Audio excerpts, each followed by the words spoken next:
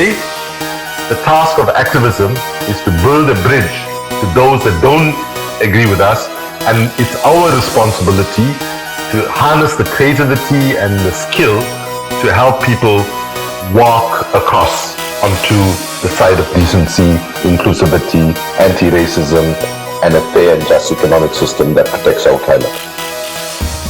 You're listening to Climate Curious, a podcast for people who care about the world but find the current conversation about climate change confusing, boring, or scary.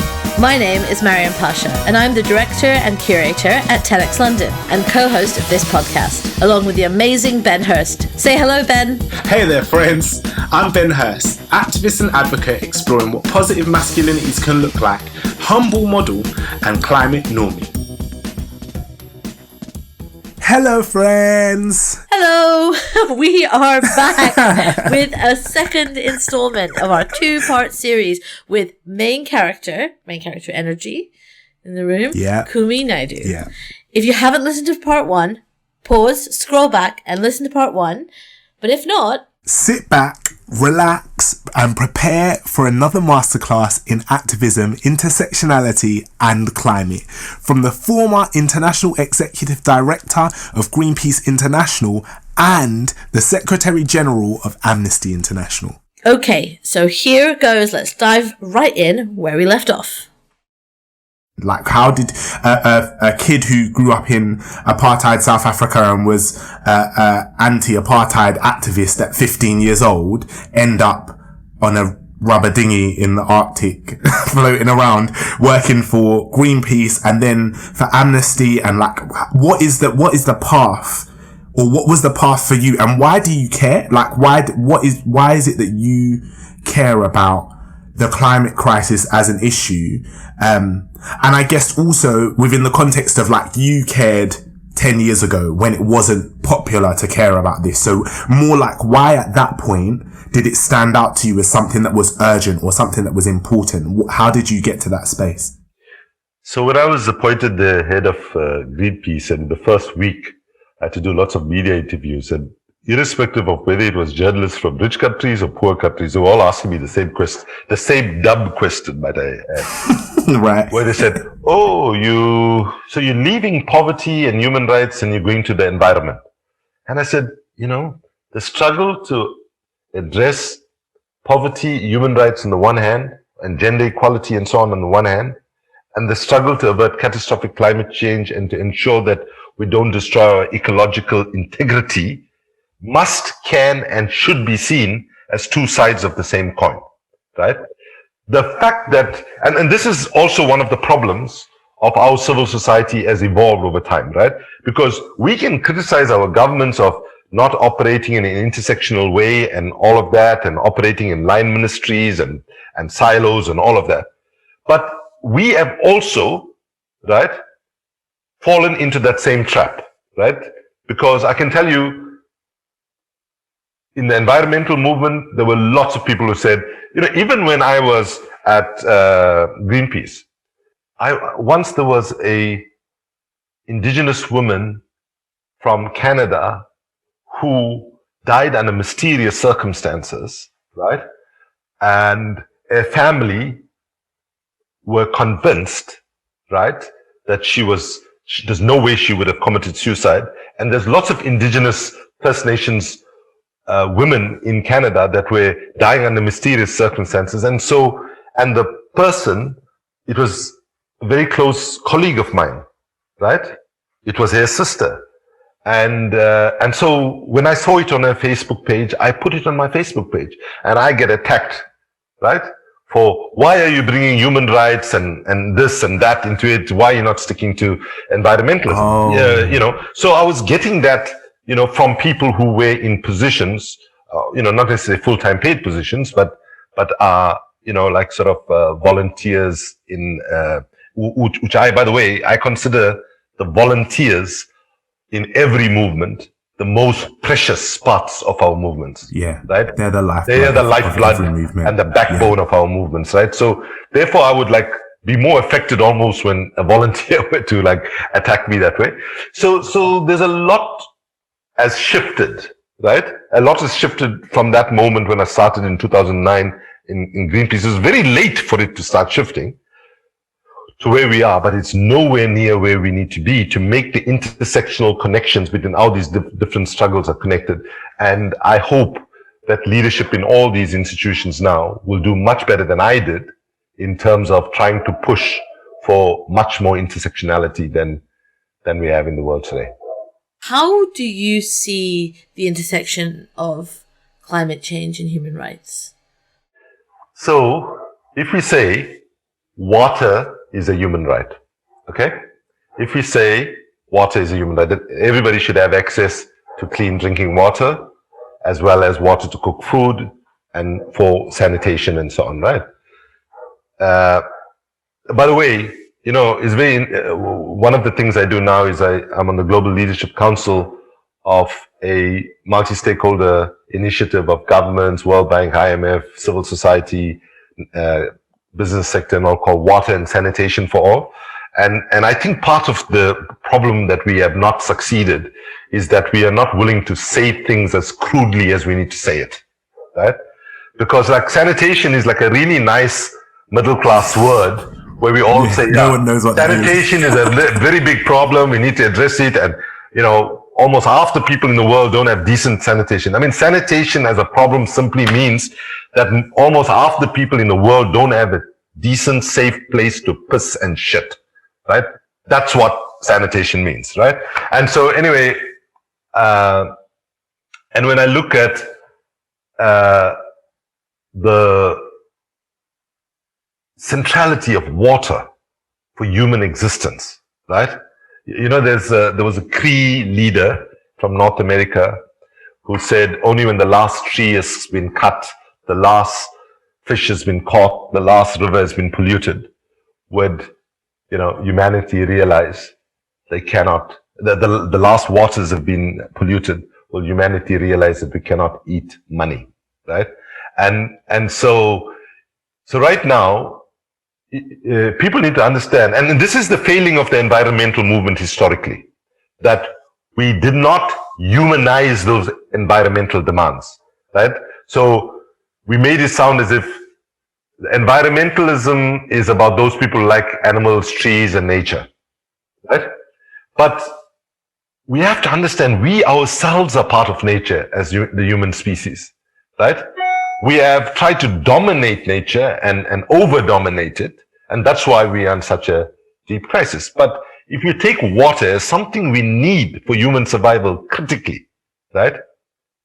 If I give you an example, Cape Town, one of the most important cities in South Africa, a couple of years ago, we were looking at running out of water. Right now in Port Elizabeth, another big city not far from where Mandela grew up, they are facing water running out and so on.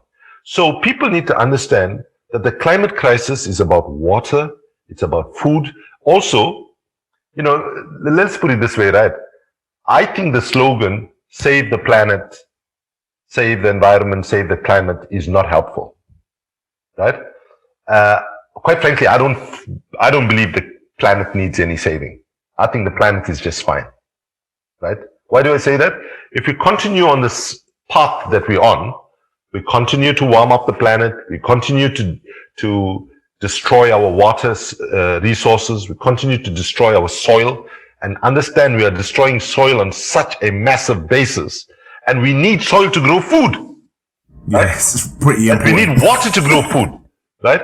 So if we continue on this path, and in parts of Africa and Asia and so on, where, what we say in Africa, we are hot to start with, Yeah. We'll be hot in lots of ways, music, dancing, culture, and it's also now become really hot, right? Yeah. And what is happening is that we are seeing crops dying because the heat is too much and so on. So given all of that, what's the end result? The end result is we don't have water, we don't have food, we will be gone. The planet will still be, and the good news for everybody who's concerned about the planet is, once we become extinct as a species, the forests will recover, the oceans will replenish, and so on. So let's understand the struggle to avert catastrophic climate change is nothing more and nothing less than protecting our children and their children's futures.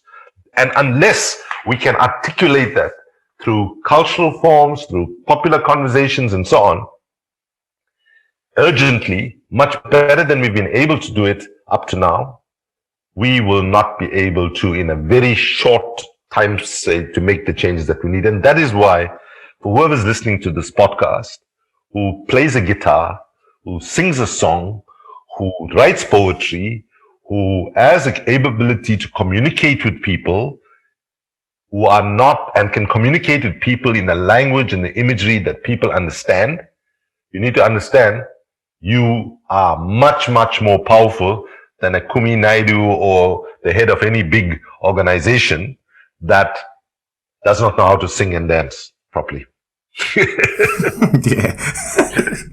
Because those individuals have the ability to change people's minds, to educate people at mass, at large, like to change the attitudes and the perceptions of the issue. And like you say, that's so true, right? Like I've fallen into this hole recently on YouTube where I'm watching like loads of weird science videos, and there's stuff about like, oh, what happened 2 minutes after the meteor hit the planet however many hundreds of thousands of years ago.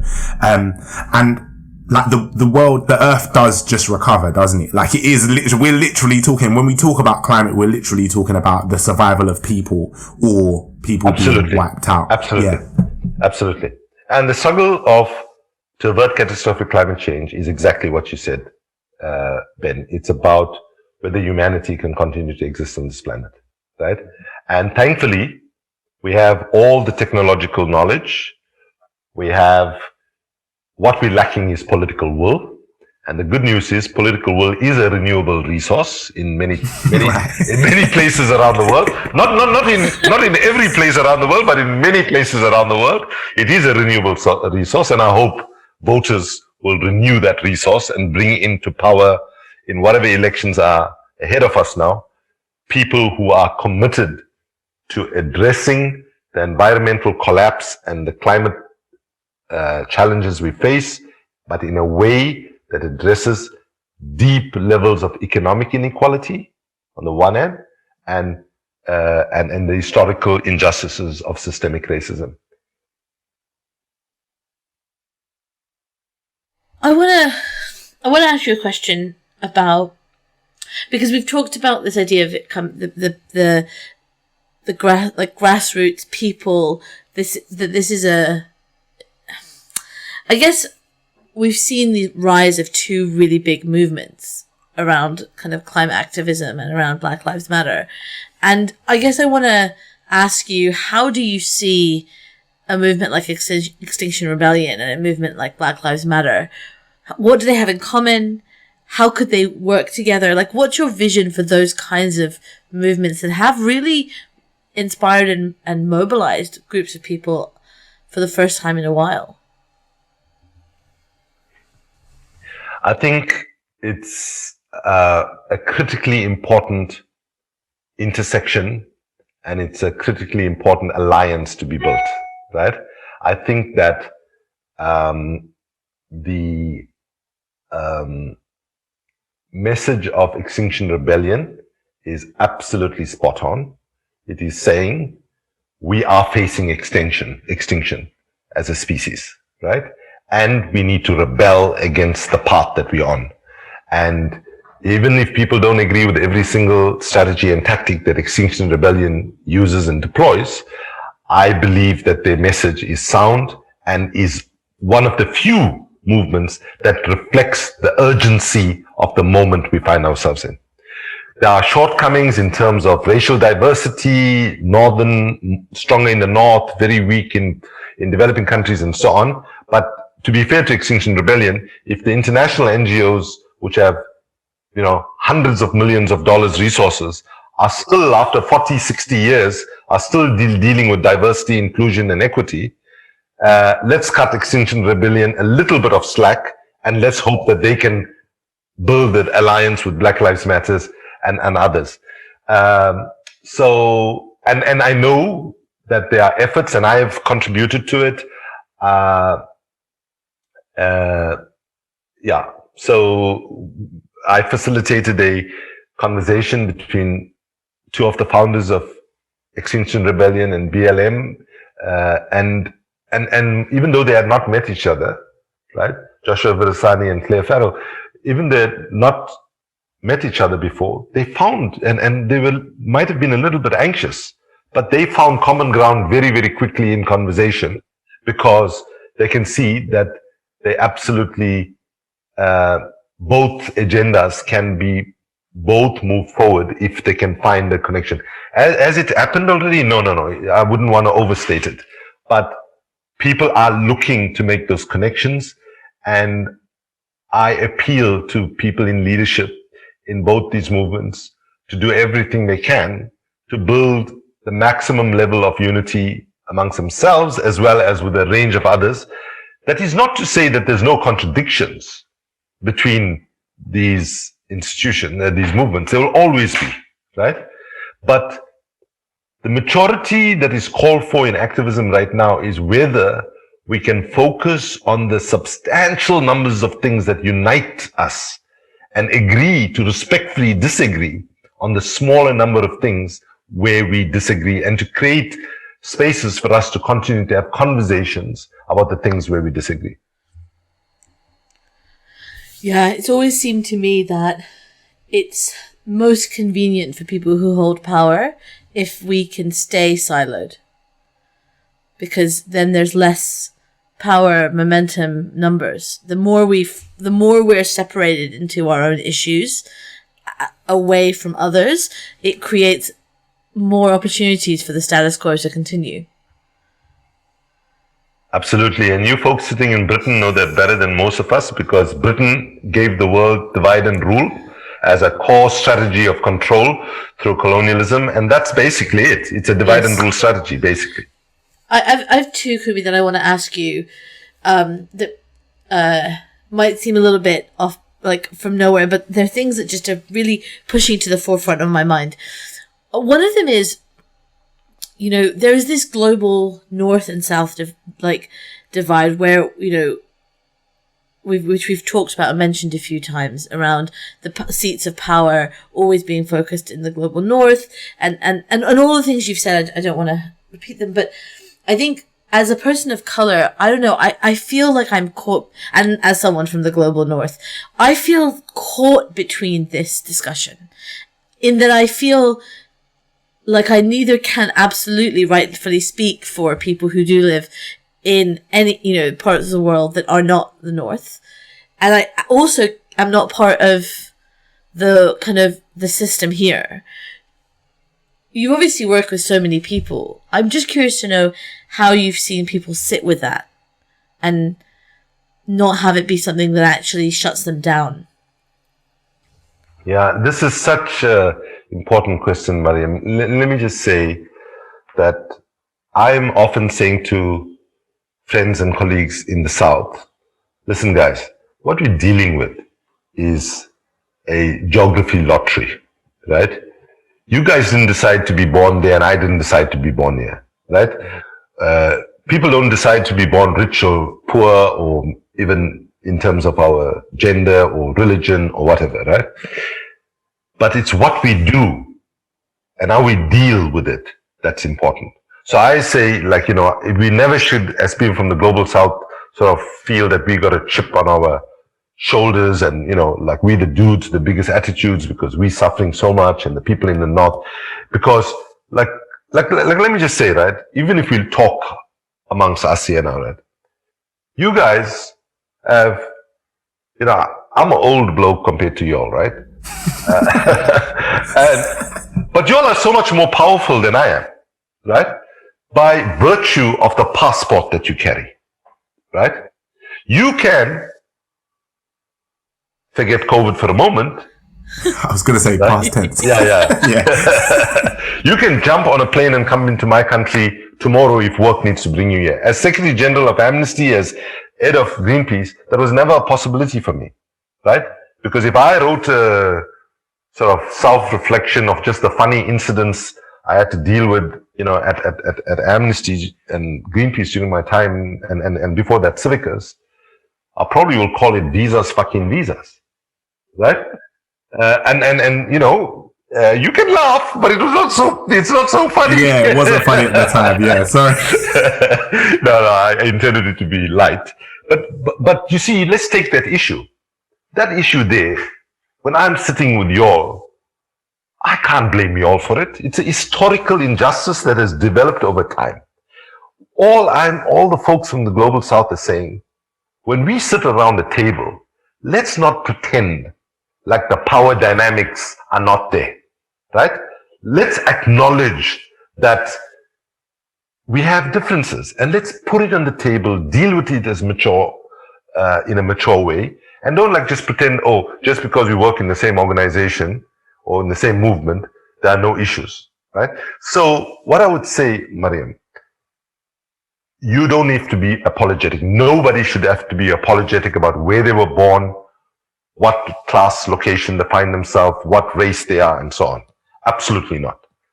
But if people are in denial about their power, just as it will be wrong for men today to deny the disproportionate power we have in the world, similarly, it will be wrong for a northern person who is from a G8 country, who's a citizen of that country. Because, let's take things right now, right? Have you guys been vaccinated? I've had one. Right. And you've had two, Mariam. I am 56 years old, right? And there's been no possibility for me to get vaccinated, right? Oh my gosh, right? You're on the priority list here. I'd never even considered that. Yeah, so right now, just today, the government says we can, yesterday we could start registering, if we're lucky, by the end of the month, one might get a vaccination, right? Now, you got to understand that by virtue of being a citizen in the North, you have privilege, right? You have privilege compared to folks in the South, right? Even though you have many injustices that you have to deal with as a result of being a person of color in a racist society, right? And so it's complicated, but it shouldn't be something. You see, that my hope and prayer basically is that we can talk about power differentials as adults, as grown-ups, not personalize it, and so on. Understand that what we're dealing here with is a systemic problem, not that, Mariam is bad and Kumi is good or whatever. You know what I mean? We have to understand it as a systemic problem. And I'm so glad, Mariam, you asked this question, right? Because I do think, by the way, this is many people of color, right, who live in the global North, especially those who are middle class, do carry some measure of sort of guilt and anxiety about, if they're getting on well and they got no issues in the society. But let's just be clear. The majority of people of color that live in rich countries around the world do not live a life of dignity and decent and are not treated with the maximum decency, right? And the United States is the best example of it. And Europe is everything that exists in the United States in terms of structural racism exists in Europe. It's just that European governments are a little bit smarter in presenting it in a somewhat slightly less crude and more palatable way. Yeah, they're a little bit older. They've had more practice at doing it feels. Yeah. Okay, I have one last question, and then we're going to move on to climate confessions. When we talked about this very early on, about sometimes how it can feel like we're too late. We've all around this. What I wanted to ask was, when you were 14, 15, doing the kind of being part of the anti-apartheid struggle, did you feel optimistic? Did you feel that you could bring about the change? Those with power generally want people who do not have power to believe that change is impossible, right? Nelson Mandela said, it always seems impossible until it is done. It always seems impossible until it's done, right? And I think that is the challenge for activism right now. And that is why, even though there's a big part of me when I look at the science and I look at extreme weather events, I am just as desperately anxious as other people are, right? But I'm about to launch a podcast called Power, People and Planet.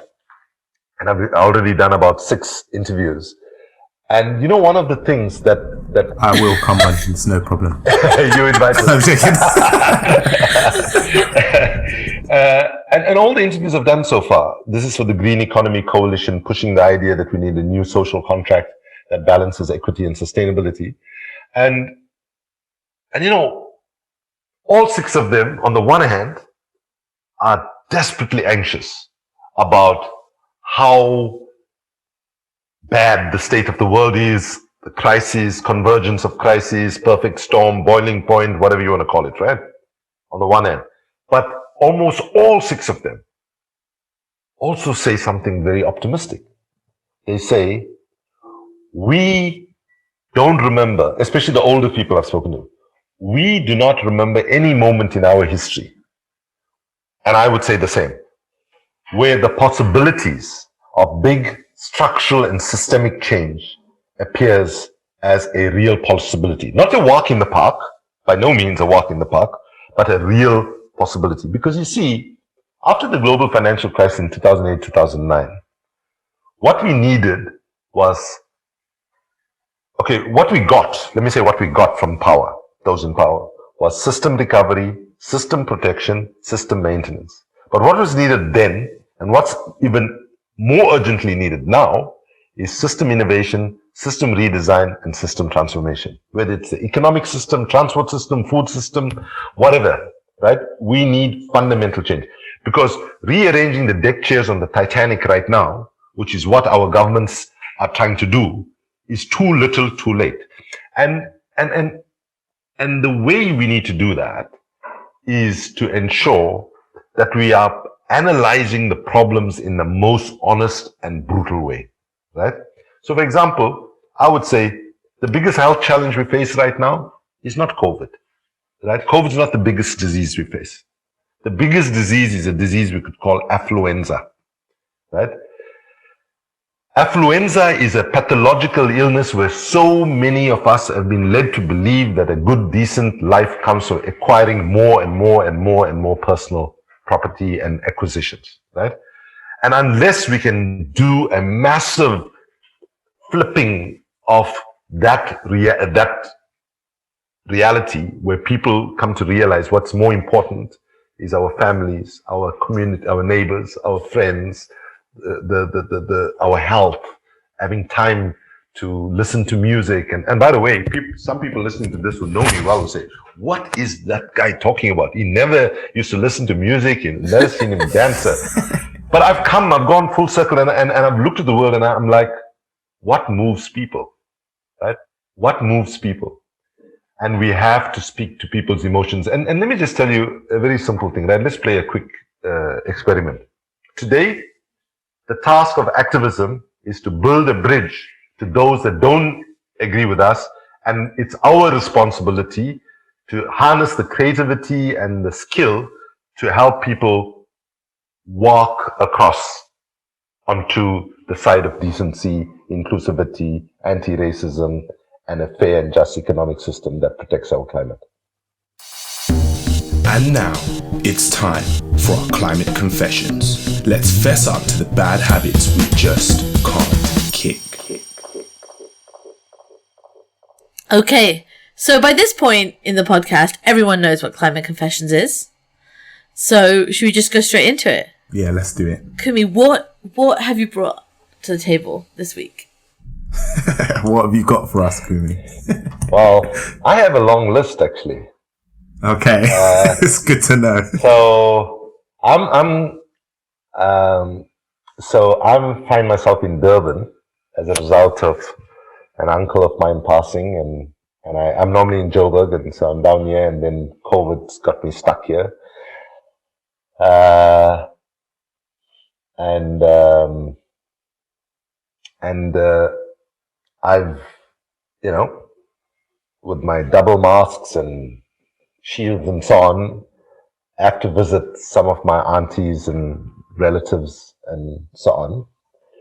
And I tell them I'm seriously now vegetarian, and I'm, but because I have to go, because if I go, I have to have a meal. I can't not eat, right? Because it's culturally, like, Kumi, tell us the confession. The confession You have to give us the justification. the confession is when I go to my auntie's house and my aunties say, yeah, you're vegetarian, but you haven't seen you so long, and we cook this favorite dish that I used to cook for you 25 years ago before you went to exile, blah, blah, blah. I got to confess that I'm still, maintaining my vegetarianism, but I can control it. But I got to confess that I find it very hard to say no to my elders. And I would be lying to you that on the few occasions that I fell off the wagon, as they say, that I would be lying if I said, "Oh, I really hated it," right? because to be honest, food does bring back memories of childhood. Yeah, I lost my mum when I was very young, and so on. So, like, that's what one of my aunts did. She said, "This was the favorite dish your mother used to cook," right? Oh, and when I saw that, I'm like, okay, Yeah. I'm having that. But my second confession, you'll only want one. Is that enough? Go ahead. No, you can take no. one of our slots. That's good. Take mine. Be my guest. Oh, you mean you're also going to do... I didn't know that, but...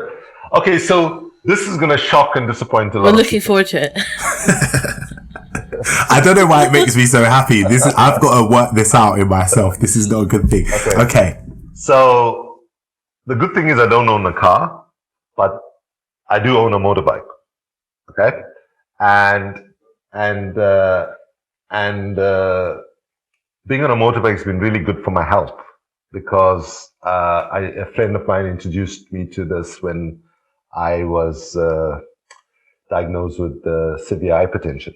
And when I'm on a motorbike, having started when I was like in my 40s, when I'm on the motorbike, I'm not thinking about climate change, poverty, inequality. All I'm thinking about, how the hell do I stay on this thing and don't come off it? Yeah. So I'm concentrating on one thing, and it's been really good for a mind that usually has got 50 things running in it, just concentrating on one thing.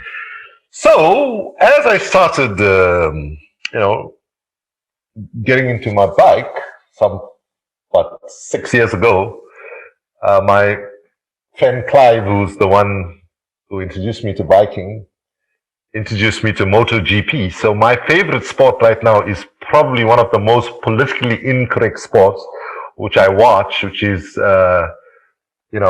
guys on motorbikes going round and round. And I'm sure people who are not into it think, what the hell? They just go around in circles. So if I do find time to watch sport in a particular way, find it hard to change,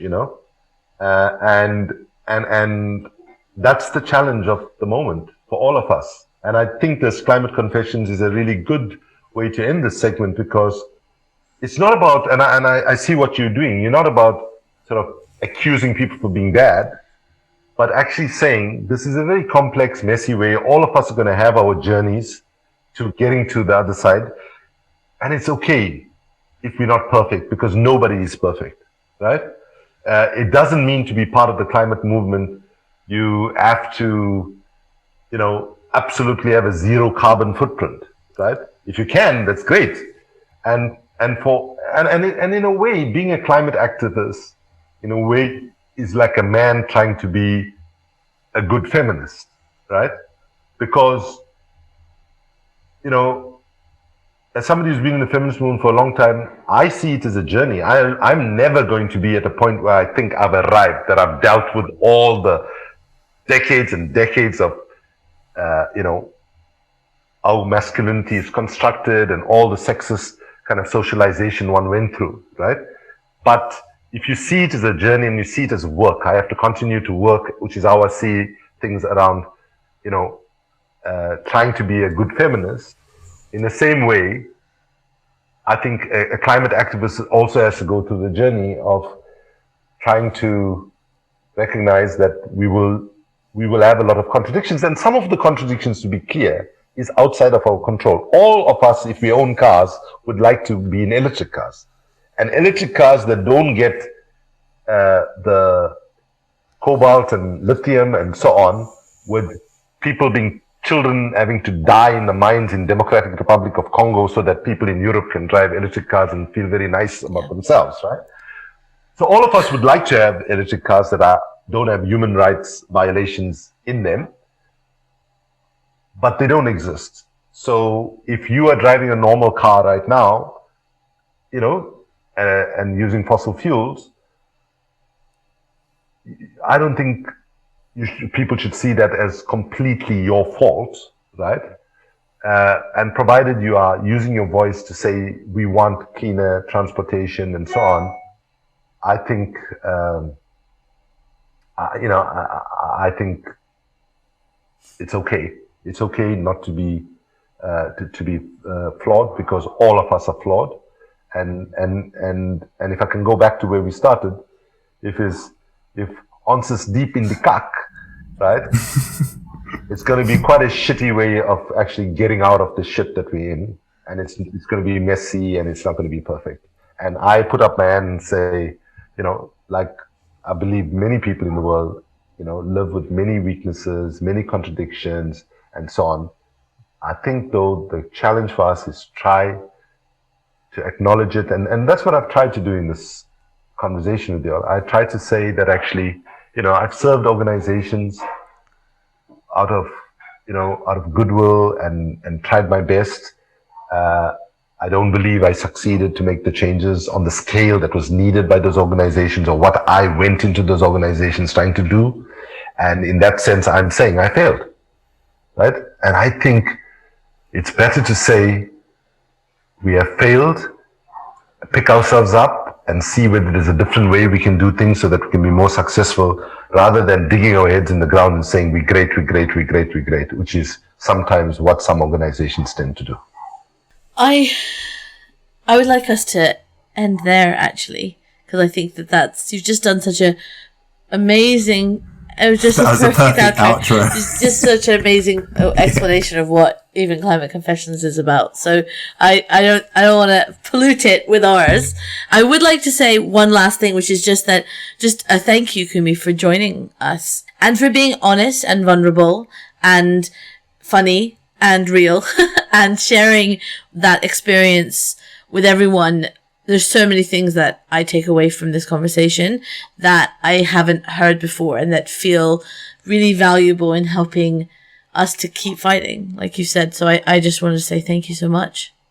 Thank you. Yeah. Thank you, Mariam. Thank you, Ben, for having me. I hope your listeners find something useful in what I said. Thank you. Yeah, screw them. Even if they don't, I did. It's all good. Don't worry about it. It hasn't been a waste of time. Thank you so much, man. Okay, take care. Massive thanks to Kumi for sharing his wisdom and incredible stories on how we can address the inequalities and the differentials of power that exist in the world today, not just in climate and the climate space, but across politics, business, activism, education, all these things. Ben, we know this has been an epic 2-part conversation. I am feeling in a reflective mood, and I'm right, aren't you? Yeah. There's a lot to reflect on. There is a lot to reflect on. I hope everyone listening also feels like they can just take a minute and really absorb everything they've heard. But Ben, I have to ask you, what is really sticking with you from everything you've heard? Do you know what?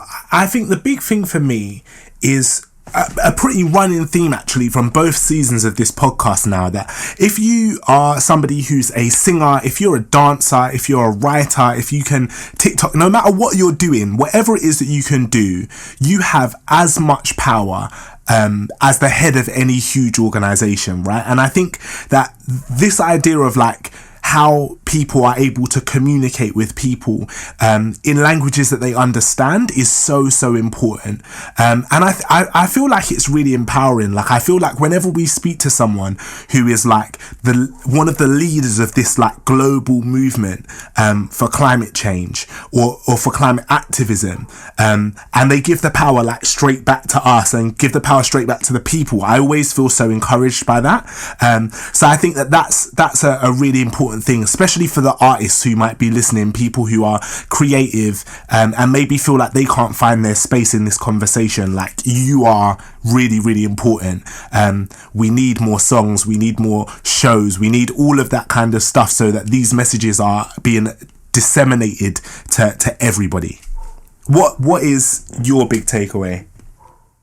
So I love that message too, because I think, sometimes it feels like, oh, do I have the right skills to be involved? And I think what I'm hearing, like you've said, from so many people is, any skills are the right skills. But, the thing that really stuck with me and that I feel like has come up in conversations again and again is this idea that people feel like it's too late. And I totally get that energy. Like, I totally get that feeling. I'm definitely have been feeling that sometimes myself, but I do actually, listening to someone like Kumi and listening to like him talk about the work and knowing that he's out there talking to all these different groups, he sees this world in a certain way. The idea that actually maybe we actually have just enough time to act, and that if we act now, there are things that we can still save and there are things that we can do. But I have to say, the other part of what he said that I absolutely love is that even if it is too late for some things, I want to go down fighting. And that really speaks to me. Like, whether you're fighting for, like, whether you're fighting to save something like, certain species or certain ecosystems, or whether you're fighting to bring like a just transition, or whether you're even fighting just to keep people accountable, there's something really empowering to say, like, regardless of what the final outcome is, we've got to keep fighting. We can't just sit down. We can't take the sitting down. I don't know. I find that really encouraging. Probably because I'm a bit oppositional in nature. So I'm up for a good fight. But yeah, that's what really stuck with me. I want to say thank you to everyone listening who stuck with us in our first two-parter. We've got a couple of more special things happening for you this season, so keep listening and stay curious. Thank you so much for joining us this week. We really hope you enjoyed this episode. If you did, please rate, subscribe, and share this episode with a curious friend. It makes it possible to keep making this amazing content for you. Oh, and slide into our DMs at TEDx London and let us know which climate extraordinaires you'd love to hear from next time. Oh, and don't leave yet. We wanted to tell you a bit more about who made this podcast possible. Yeah, we did. TEDx London's headline partner, City, has been supporting us for the past 5 years to bring world-changing ideas to the TEDx London stage. And now they're taking it to the next level by making this podcast possible. Thanks, City. But wait, that is not all. No, this podcast was produced by the amazing Josie Coulter. Curation and research by the genius Tara Cooper. Artwork designed by the visionaries that are Sabrina Russo and Rebecca Mingus. Mixed and engineered by the iconic Ben Beheshti, aka The Falcon, who also composed our banging theme tune. Presented by me, Mariam Pasha. And by me, Ben Hurst. Stay curious.